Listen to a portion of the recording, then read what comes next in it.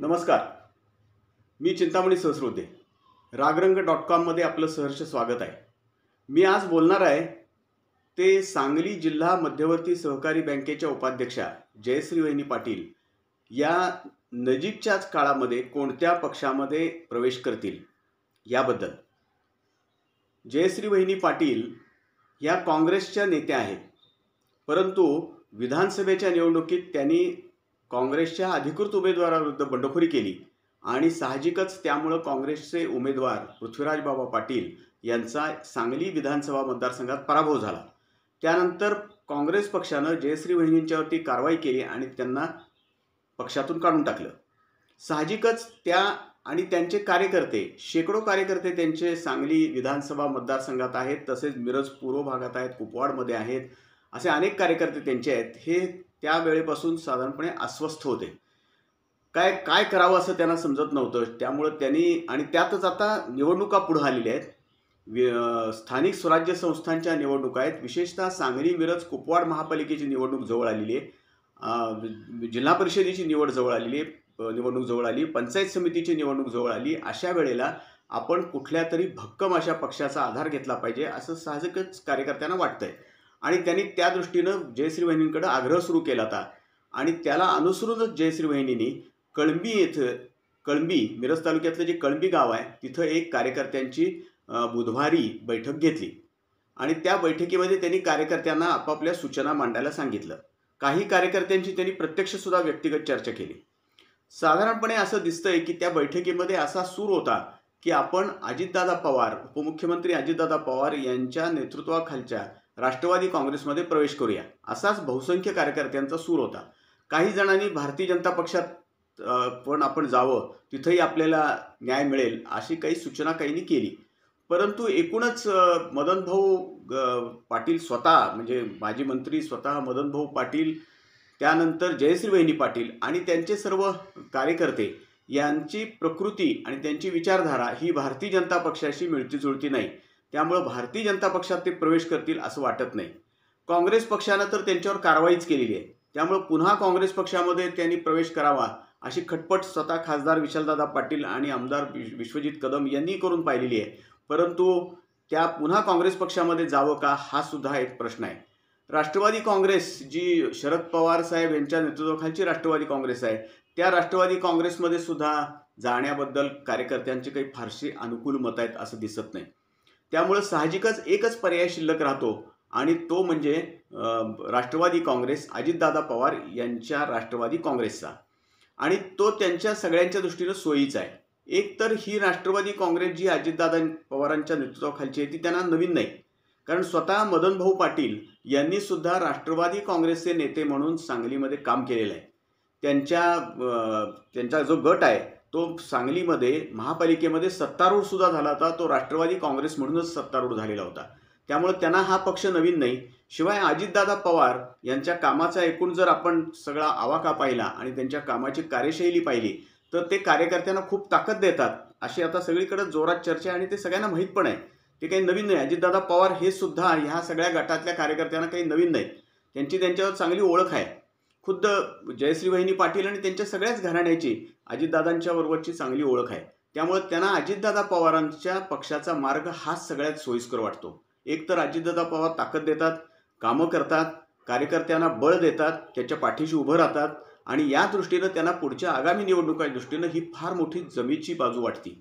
कारण त्या गटाला आत्ता कुणीतरी प्रचंड पाठबळ देण्याची गरज आहे, ताकद देण्याची गरज आहे आणि ती ताकद अजितदादा पवार आणि त्यांचा पक्षच देऊ शकेल याची त्यांना खात्री वाटते. साहजिकच आता समजा त्या जयश्री वहिनींनी त्या सर्व कार्यकर्त्यांना सांगितलं की मी कार्यकर्त्यांवर अन्याय होऊ देणार नाही, कार्यकर्त्यांना एकटं पडू देणार नाही, परंतु कार्यकर्त्यांचं मत विचारात घेऊनच मी कोणताही निर्णय घेईन. अर्थात मला एक 4 ते 5 दिवस द्या. म्हणजे 4-5 दिवसानंतर जयश्री वहिनी काहीतरी निर्णय जाहीर करतील. कदाचित या महिन्यामध्येच हा निर्णय जाहीर होईल. महिन्याच्या ह्या 15 तारखेच्या आतच त्या निर्णय जाहीर करतील आणि नंतर मग हा जो सगळा गट जर समजा अजितदादांच्या राष्ट्रवादी काँग्रेसमध्ये सामील झाला तर सांगली विधानसभा मतदारसंघात अजितदादांच्या राष्ट्रवादी काँग्रेसची ताकद वाढणार आहे. आत्ता काही कार्यकर्ते त्यांचे पक्षात त्या आहेत काही कार्यकर्ते पूर्वीच त्या पक्षामध्ये गेलेले आहेत, काही नव्यानं दाखल झालेले आहेत. परंतु हा जर गट मदन भाऊंच्या वरती निष्ठा असलेला हा जर सगळा गट जर त्या अजितदादांच्या राष्ट्रवादी काँग्रेसमध्ये गेला तर अजितदादांची काँग्रेस, राष्ट्रवादी काँग्रेस सांगली मतदारसंघात अतिशय प्रबळ होणार आहे.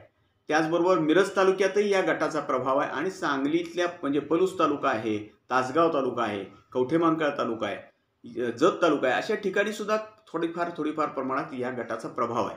आणि तो जर गट अजितदादांच्याबरोबर गेला आणि यापूर्वी अनेक जण अजितदादांच्या गटामध्ये किंवा पक्षामध्ये सामील झालेले आहेत, त्या सगळ्यांची मिळून एकत्रित ताकद उभी राहिली तर अजितदादांचा पक्ष हा आता जिल्ह्यात अधिक मजबूत होण्याच्या दिशेनं वाटचाल करतोय. आपल्याला आठवत असेल की मी असा इशारा दिला होता की अजितदादांचा पक्ष जिल्ह्यात नंबर 1 होण्याचा प्रयत्न करतोय आणि त्या दिशेनंच त्यांची वाटचाल सुरू आहे. आपल्याला गेल्या काही दिवसात असत असेल की अजितदादांचा पक्ष अधिक प्रबळ होत चाललेला आहे. या पक्षाचे जे जिल्हाध्यक्ष आहेत निशिकांत दादा पाटील, इस्लामपूरचे माजी नगराध्यक्ष आहेत, हे अतिशय दक्षतेनं आणि दूरदृष्टी ठेवून त्यांच्या पक्षाची वाटचाल करतायत, वाढ करतायत. त्यांनी एकूणच वाळवा तालुका असेल, शिराळा तालुका असेल, जत, आटपाडी, पलूस अशा सगळ्या तालुक्यामध्ये हळूहळू आपला पक्ष वाढवायच्या दृष्टीनं त्यांनी प्रयत्न सुरू केलेले आहेत. आणि असं झालं तर मी ज्या पद्धतीनं भाकीत व्यक्त केलं होतं की अजितदादांची राष्ट्रवादी काँग्रेस हाच जिल्ह्यामध्ये काही दिवसामध्ये तुम्हाला नंबर 1चा पक्ष झालेला दिसेल. हा दिवस काही फारसा दूर नाही. सांगली मतदारसंघात आता पाहूया आपण काय थेट परिणाम होणार आहे ह्या गटानं जर राष्ट्रवादी काँग्रेसमध्ये प्रवेश केला तर या ठिकाणी असं होणार आहे की काँग्रेसमध्ये काँग्रेसची बाजू थोडीशी दुर्बळ होणार आहे या मतदारसंघामध्ये, सांगली शहरामध्ये आणि एकूणच सांगली विधानसभा मतदारसंघात सुद्धा, मिरज तालुक्यामध्ये सुद्धा. त्यामुळं काँग्रेसला सुद्धा याचा मोठा फटका बसणार आहे. आणि अजितदादा पवार हे महायुतीत सहभागी असल्यामुळं कदाचित या गटानं राष्ट्रवादीमध्ये प्रवेश करणं अजितदादांचा हा भारतीय जनता पक्षाच्या दृष्टीनं थोडासा फायद्याचा विषय होऊ शकतो. अर्थात जागांचं वाटप कसं होतंय याच्यावरती अवलंबून आहे. भारतीय जनता पक्ष आणि अजितदादांचा राष्ट्रवादी काँग्रेस पक्ष यांच्यामध्येच प्रामुख्यानं जागांचं वाटप होईल असं आत्ता तरी दिसतंय. कारण शिंदेंची म्हणजे एकनाथजी शिंदे यांच्या शिवसेनेचा काही फार मोठा इकडं प्रभाव आहे असं आपल्याला आत्तापर्यंत तरी जाणवलेलं नाही किंवा जाणकारांनाही तसं वाटत नाही. अर्थात त्यांनी ताकद पुन्हा काही दिवसामध्ये वाढवली तर माहीत नाही. आता दुसरी एक शक्यता आहे की काँग्रेस पक्षामध्ये जयश्री वहिनींनी यावं असा प्रयत्न सातत्यानं सुरू होता, परंतु तो प्रयत्न काही फारसा यशस्वी झाला असं दिसत नाही. आणि त्यामुळंच कदाचित कार्यकर्त्यांनी जयश्री वहिनींना आग्रह केलेला असावा की आपण आता आपला विचार निश्चित करूया, आपला निर्णय पक्का करूया आणि आपण अजितदादांच्या राष्ट्रवादी काँग्रेसमध्ये प्रवेश करूया. आता जयश्री वहिनींच्या कार्यकर्त्यांनी जसा आग्रह केलाय तसा समजा जयश्री वहिनींनी निर्णय घेतला तर जिल्हा मध्यवर्ती बँकेमध्ये सुद्धा आता अजितदादांच्या राष्ट्रवादी काँग्रेसचा शिरकाव झालाय असं आपल्याला म्हणता येईल. कारण स्वतः जिल्हा मध्यवर्ती बँकेच्या उपाध्यक्षाच जयश्री वहिनी पाटील आहेत. त्याचबरोबर महापालिकेमध्ये सुद्धा त्यांचा गट इथं निवडणुकीनंतर चांगलं स्थान मिळवू शकेल अशी परिस्थिती आहे. मिरज पंचायत समितीच्या निवडणुकीत सुद्धा त्यांचा प्रभाव राहील असं आजचं चित्र आहे. आणि आपल्याला माहीत आहे की अजितदादा आपल्या पक्षाच्या कार्यकर्त्यांना, पदाधिकाऱ्यांना आणि एकूणच पक्षाला ताकद देतात. राजकारणामध्ये ताकद देणं म्हणजे काय हे आपल्या सगळ्यांना माहीत आहे. रसद पुरवणं, ताकद देणं, पाठीशी ठामपणे उभे राहणं, निवडणूक ताकदीनं लढवा म्हणून सांगणं, ही जी सगळी ताकद आहे ही कशी पुरवायची असती, ही कशी द्यायची असती हे अजितदादांना पूर्णपणे माहीत आहे, कार्यकर्त्यांना पण पूर्णपणे माहीत आहे. त्यामुळंच ते हे सगळेजण अजितदादांच्याकडं धावत आहेत आपल्याला असं दिसेल. अजितदादांची राष्ट्रवादी काँग्रेस ही जिल्ह्यातल्या अनेक जे नाराज आहेत, भारतीय जनता पक्षातले नाराज आहेत किंवा अन्य पक्षातले नाराज आहेत, काँग्रेसमधले नाराज आहेत, या सगळ्यांच्या दृष्टीनं एक दिलासा देणारी गोष्ट आहे असं वाटायला लागले असं आपल्याला दिसतंय. आणि त्यामुळंच जयश्री वहिनींच्या कार्यकर्त्यांनी सुद्धा आपण प्रवेश करूया अजितदादांच्या राष्ट्रवादी काँग्रेसमध्ये अशा पद्धतीचा आग्रह धरलेला असावा. आता एक आहे की काँग्रेस आणि राष्ट्रवादी काँग्रेस याच मुळात दोन्ही एकाच नाण्याच्या दोन बाजू आहेत असं राजकीय निरीक्षक मानतात.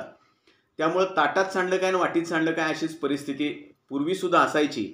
आणि आतासुद्धा काँग्रेसच्या लोकांना सहजासहजी म्हणजे जे काँग्रेसमध्ये आत्ता आहेत ते सुद्धा आणि जे काँग्रेसमधून भाजपमध्ये गेलेत किंवा अन्य पक्षात गेलेत त्यांना सुद्धा राष्ट्रवादी काँग्रेस ही जास्त जवळची वाटू शकते. कारण त्यांची एक विचारधारा आहे आणि ती विचारधारा ही प्रामुख्यानं सत्तेशी संबंधित आहे.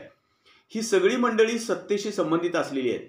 ही सत्तेच्या भोवती नेहमी राहतात, सत्तेच्या भोवतीच काम करतात आणि सत्ता नसेल तर ह्यांना काम करता येत नाही असं आपल्याला दिसतंय. आता पहा, गेली 2, 2.5, 3 वर्ष झाली जी सत्तेच्या पक्षामध्ये, सत्तारूढ पक्षात जी मंडळी नाहीत ती काही काम करत नाहीत. कारण त्यांना ती एक सवय आहे, त्यांना सत्तेच्या बरोबर राहायचं, नेते, मंत्री, सरकार यांच्याकडून आपली कामं करून आणायची, विकास कामांच्या बद्दल निधी मंजूर करून आणायचा आणि त्या दिशेनं आपलं काम करायचं, हीच यांची एकूण कामाची पद्धत आहे. त्यामुळं अजितदादा पवार यांनी फार धोरणात्मक असा निर्णय घेऊन त्यांनी महायुतीमध्ये सत्तेत सहभागी झालेत. साहजिकच त्यांच्या पक्षाकडे हा सगळा जो ओढा वाढतोय ते अजितदादा महायुतीमध्ये सत्तारूढ आहेत.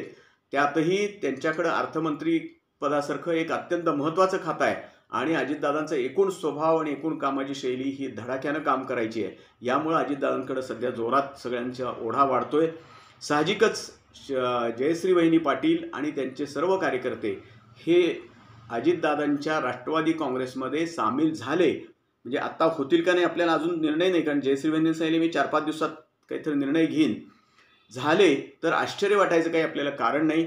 आणि आता पुन्हा विशालदादा पाटील आणि विश्वजित कदम कोणता निर्णय घेतात यावरती बरंचसं अवलंबून आहे. ते कोणती भूमिका आता ह्याच्यामध्ये बजावतात ते जयश्री वहिनींना असं समजून सांगतात का की तुम्ही काँग्रेस पक्षामध्येच या, आपण काँग्रेस पक्षाची ताकद वाढवूया, आणि कदाचित असं सांगितल्यावरती जयश्री वहिनी त्यानुसार आपला निर्णय घेणार का आज सांगता येत नाही. पाहूया काय होतं ते. तुम्हाला काय वाटतंय, जयश्री वहिनी पाटील या कोणता निर्णय घेतील? कारण हा निर्णय संपूर्ण सांगली विधानसभा मतदारसंघावर सुद्धा परिणाम करणार आहे आणि सांगली विधानसभेबरोबरच एकूणच जिल्ह्याच्या राजकारणावर सुद्धा परिणाम करणार आहे. तर तुम्हाला काय वाटतंय? तुम्ही आम्हाला कमेंट करून कळवा. आणि आमचं हे रागरंग.com हे जे चॅनल आहे, यूट्यूब चॅनल आहे, हे लाईक करा, शेअर करा आणि सबस्क्राईब करा. धन्यवाद.